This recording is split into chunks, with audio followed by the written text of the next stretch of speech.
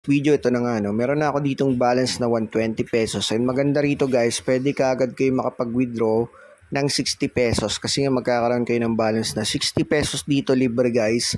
Gawin nyo lang yung step by step na ituturo ko dito sa video. Mabilisan lang guys ha.